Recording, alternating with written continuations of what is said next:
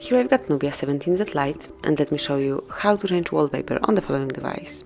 So at first just tap on your home screen and hold it for about 3 seconds, then select wallpapers, and here you can quickly come along with all possible options. So just take a look.